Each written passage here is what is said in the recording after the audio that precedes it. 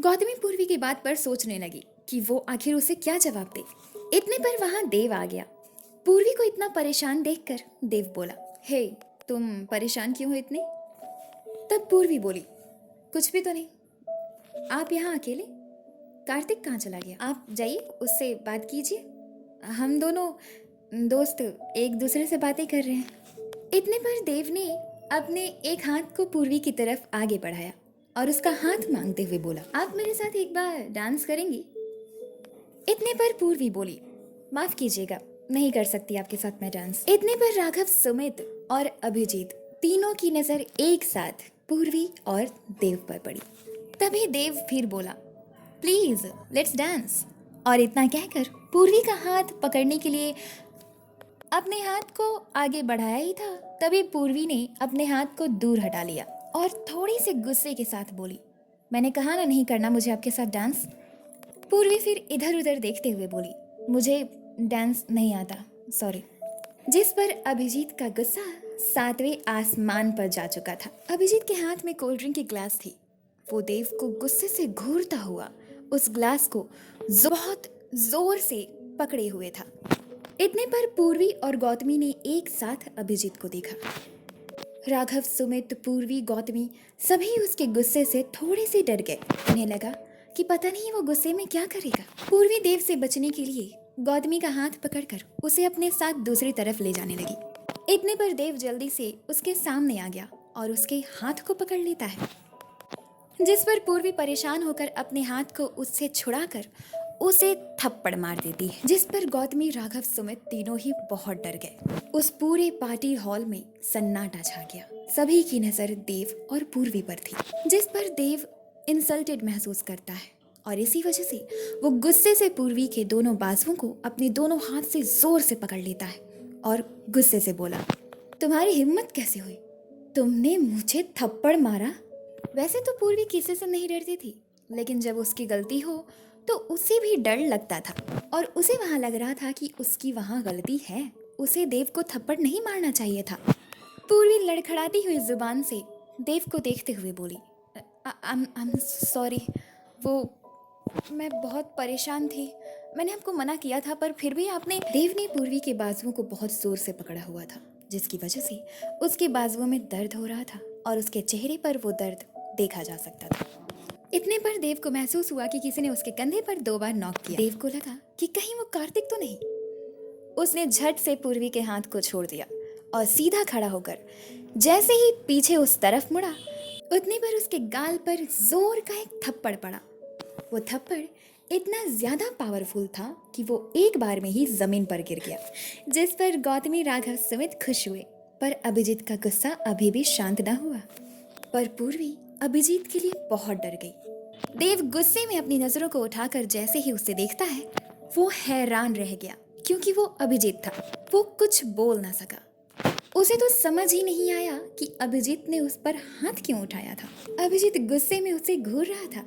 वो उसके पास गया और अपने दोनों हाथों से उसके शर्ट के कॉलर को पकड़कर उठाकर उसे खड़ा किया और गुस्से भरी टोन में चिल्लाते हुए बोला, तुम्हारी हिम्मत कैसे हुई इसे छूने की? हाँ, इंसान है वो, गुड़िया नहीं, जिसे जैसे जी में आए वैसे नचाया, वैसे उसके साथ व्यवहार किया। फिर अभिजीत ने उसके मुंह पे एक जोर का पंच किया, जिसकी वजह से देव फिर से जमीन पर गिर गया। अभिजीत ने फिर से उसके कॉलर को पकड़कर उसे उठाकर खड़ा किया और गुस्से से बोला, अब मैं तुम्हें बताऊंगा कि पूर्वी के साथ बदतमीजी करने का क्या हश्र होता है। अभिजीत उसे बहुत बुरी तरह से पीटना शुरू कर देता है। उस पूरे हॉल की जितनी भी कीमती चीजें थी, कांच की चीजें थी, वो सभी टूट गईं। पूर्वी बहुत डर गई और अब तो राघव, सुमित और गौतमी भी डर गए क्योंकि अभिजीत का गुस्सा तो शांत होने का नाम ही नहीं ले रहा था और देव की हालत बहुत बुरी हो चुकी थी। इतने पर पूर्वी चिल्लाकर बोली, अभिजीत रुक जाओ, छोड़ दो उसे, इतनी बड़ी गलती नहीं है वो। तभी गौतमी राघव और सुमित को देखते हुए बोली, राघव, सुमित, अभिजीत को रोको ना, तुम लोग खड़े खड़े क्या देख रहे हो? राघव, सुमित एक साथ बोले, हाँ हाँ। वो अभिजीत को रोकने के लिए आगे बढ़ते ही हैं, तभी उनकी नजर मैंशन के गेट पर पड़ी, जहाँ से शोर सुनकर कार्तिक आ रहा था। कार्तिक ने अभिजीत को देव को पीटते हुए देखा तो उसका गुस्सा और भी ज्यादा बढ़ गया। राघव, सुमित जाकर अभिजीत को पकड़ते हैं और कार्तिक देव को, राघव सुमित बहुत मुश्किल से अभिजीत को देव से दूर कर पाते हैं। देव लगभग बेहोश होने ही वाला था। कार्तिक ने अपने सहारे से देव को उठाया और उसे चेयर पर बिठाता है। कार्तिक बहुत ही ज्यादा गुस्से में था। वो अभिजीत को देखता है और गुस्से से बोला, ऐसा लगता है कि सच में पागल हो गए हो तुम। हाँ, क्या तमाशा है ये? तभी अभिजीत कार्तिक पर चिल्लाते हुए बोला, हाँ हाँ, पागल हो गया हूं मैं। जान ले लूंगा उस हर इंसान की जो पूर्वी की तरफ बुरी नजर से देखेगा भी तो। पूर्वी को इस बात पर थोड़ी सी हैरानी हुई। वो मन में बोली, क्या ये मेरा दोस्त है? फिर उसने गौतमी को देखा और मन में बोली, गौतमी भी तो मेरी दोस्त है, वो भी 3 साल पुरानी। तभी कार्तिक बोला, ऐसा क्या किया है इसने? इतने पर सुमित बोला, पूर्वी के साथ बदतमीजी की है इसने। तभी कार्तिक ने राघव से पूछा, राघव, सब कुछ विस्तार से बताओ, हुआ क्या है यहाँ? राघव ने सभी बीती बातों को विस्तार पूर्वक कार्तिक को बताया। उतने पर कार्तिक गुस्से से अभिजीत का कॉलर पकड़कर बोला, तो इतनी छोटी सी बात के लिए तुमने मेरे दोस्त पर हाथ उठाया? कार्तिक की इस बात पर पूर्वी को बहुत हैरानी हुई। साथ में अभिजीत, राघव, सुमित और गौतमी भी हैरान हुए। कार्तिक फिर बोला, और वैसे भी गलती पूर्वी की थी। उसने मेरे दोस्त पर हाथ क्यों उठाया? अगर वो उसे नहीं मारती तो वो गुस्सा नहीं होता ना। पहले गलती तुम लोग करो और फिर इल्जाम दूसरों पर मढ़ दो। ये जन्म से आदत है क्या तुम लोगों का? कार्तिक ने अभिजीत का कॉलर छोड़ दिया और फिर पूर्वी को बोला, पूर्वी, माफी मांगो मेरे दोस्त से। तभी अभिजीत बोला, और अगर उसने माफी नहीं मांगी तो क्या कर लोगे?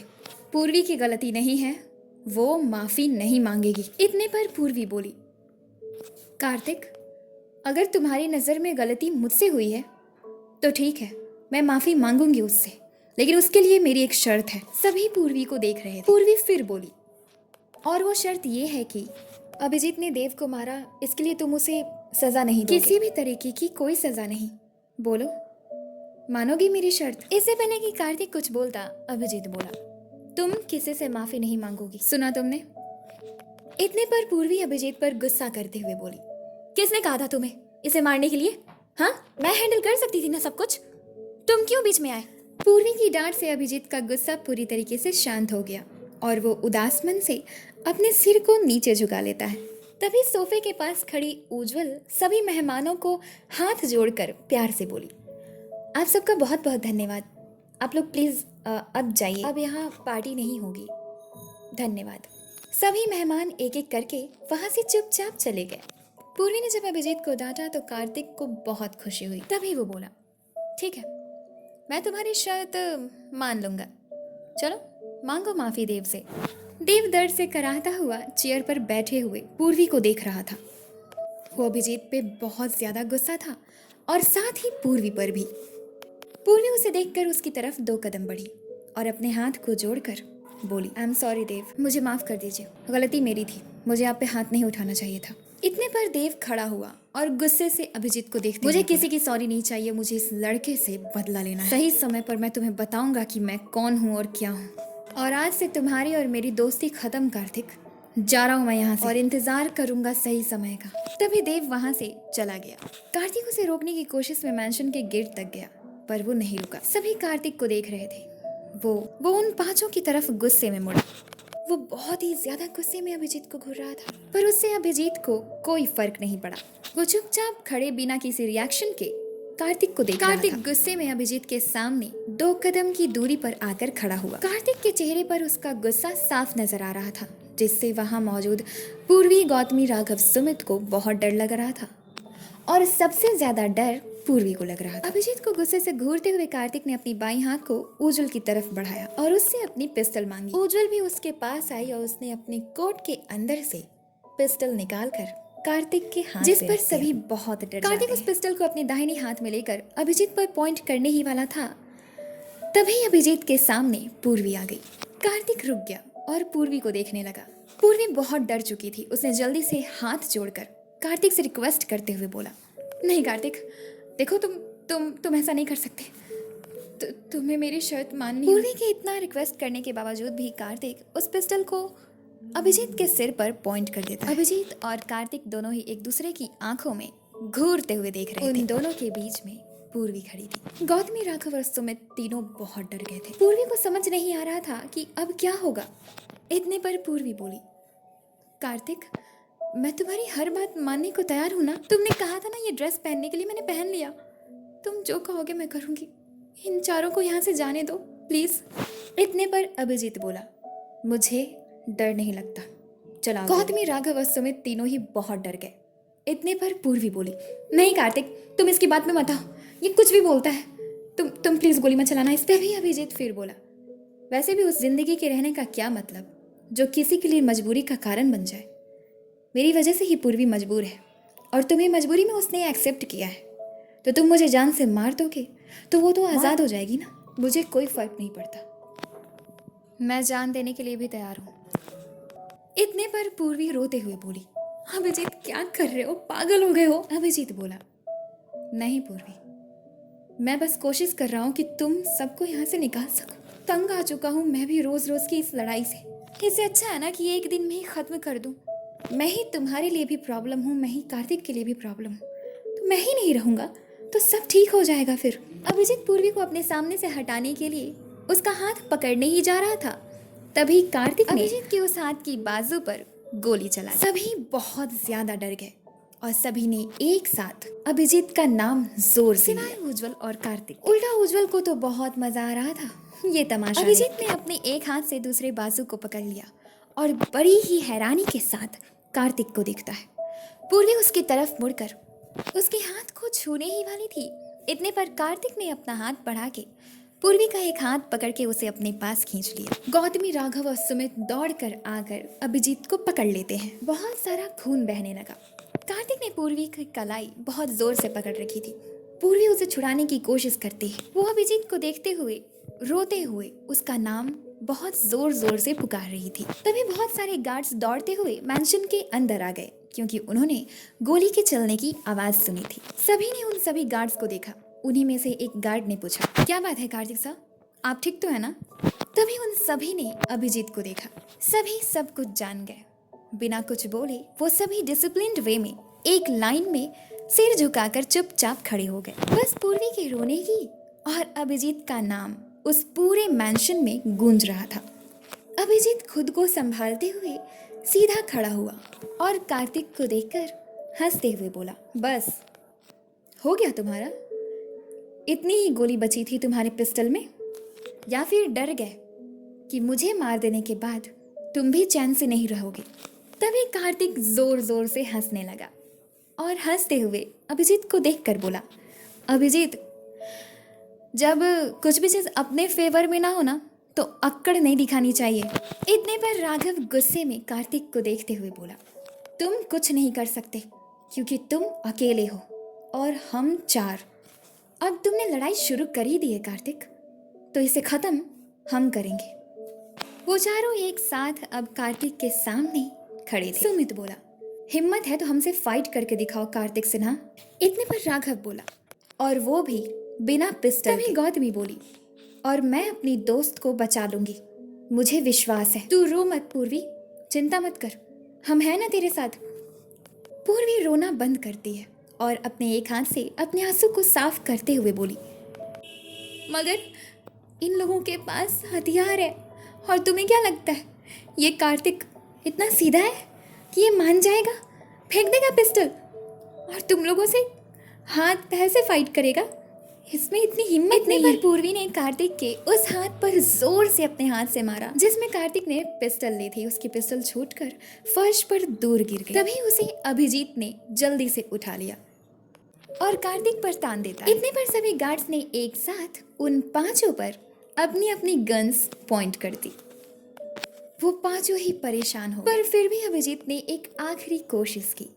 वो सभी गार्ड्स को धमकी देते हुए बोला, अपनी गन्स नीचे फेंक दीजिए वरना कार्तिक पर गोली चला दूंगा। इतने पर कार्तिक उन गार्ड्स को बोला, अभिजीत को देखते हुए, कोई अपनी गन नीचे नहीं फेंकेगा, एक ही गोली थी पिस्टल में, अब गोली नहीं है उसमें। अभिजीत को लगा कि उस बंदूक में सच में गोली नहीं थी, इसलिए उसने उस पिस्टल को नीचे जमीन पर फेंक दिया। तब कार्तिक पूर्वी का हाथ छोड़कर 2 कदम आगे बढ़कर उस पिस्टल को झुककर उठा लेता है और हंसते हुए उस पिस्टल को खोलकर उसमें से 5 गोलियां निकालकर अभिजीत के आगे फेंक देता है। इतने पर पूर्वी बोली, अपने आप को बहुत स्मार्ट समझते हो ना तुम वो कंडीशंस हमारे सामने रख रहे हो जिससे हम कभी गुजरे ही नहीं है। हमने कभी पिस्टल हकीकत में देखी तक नहीं थी।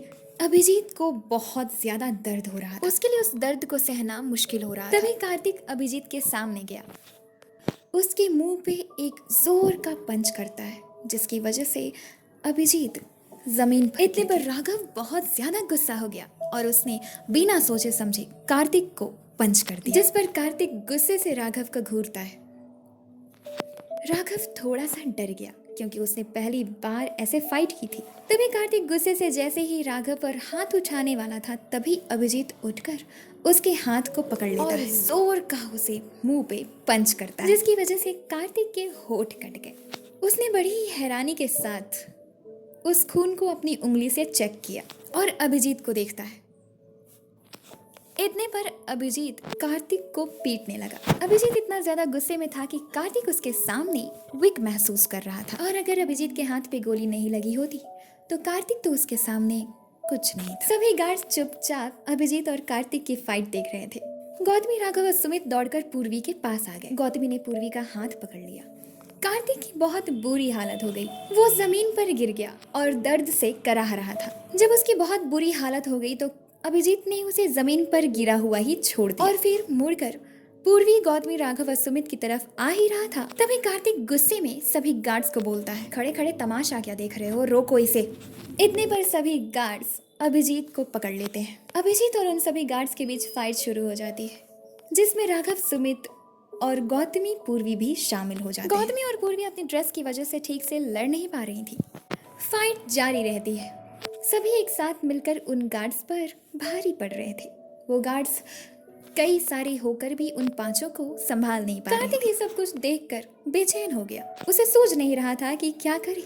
अगर वो कुछ ना करता तो पूर्वी उसके हाथ से निकल जाएगी। थोड़ी ही देर में कार्तिक तेज आवाज में बोला, बंद करो ये तमाशा। इतने पर सभी रुक गए।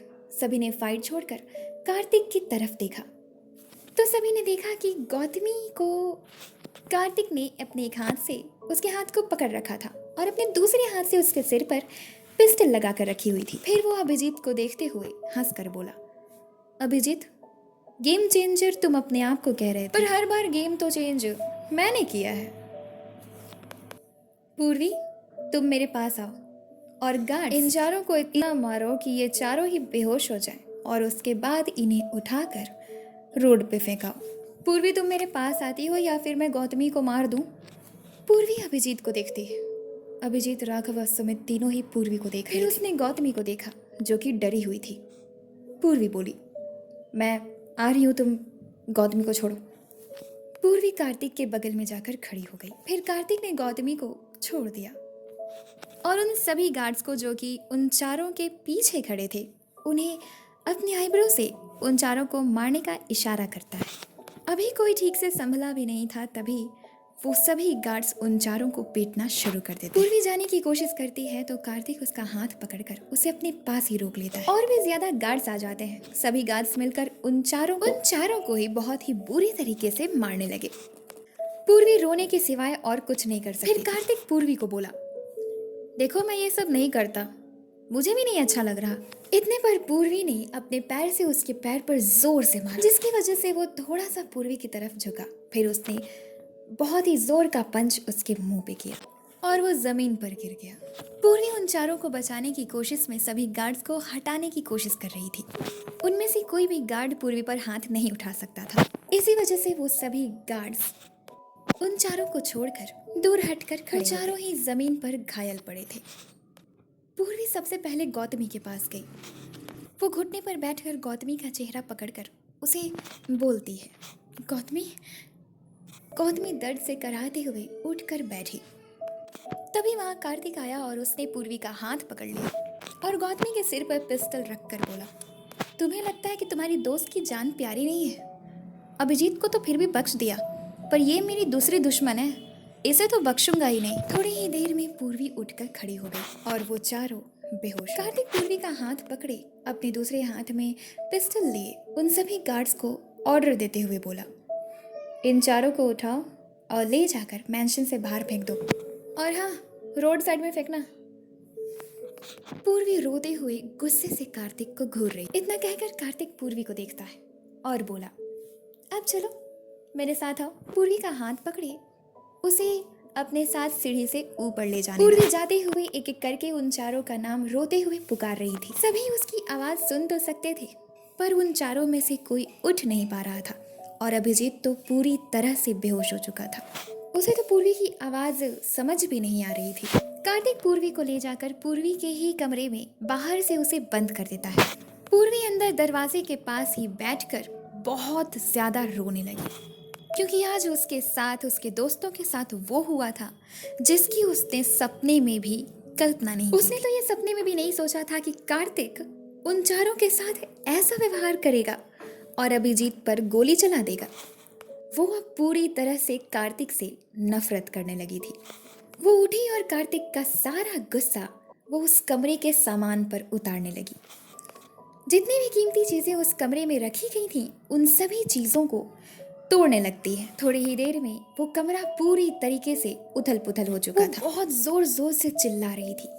वो रोते हुए ही जाकर बेड पर बैठ गई और फूट फूट कर रोते हुए भगवान जी से उन चारों की सलामती के लिए प्रार्थना करने लगी, और साथ ही साथ खुद को कोसते हुए बोली, क्या जरूरत थी मुझे कार्तिक के सामने जाने की? ना ही मैं उसकी गाड़ी रोकती और ना ही ये सब कुछ होता। शुरू से ही मेरी वजह से अभिजीत हमेशा मार खाता आया है, और आज आज उसे गोली लग गई। मैं अपने आप को कभी माफ नहीं कर पाऊंगी, और मैं इस कार्तिक को कभी माफ नहीं करूंगी।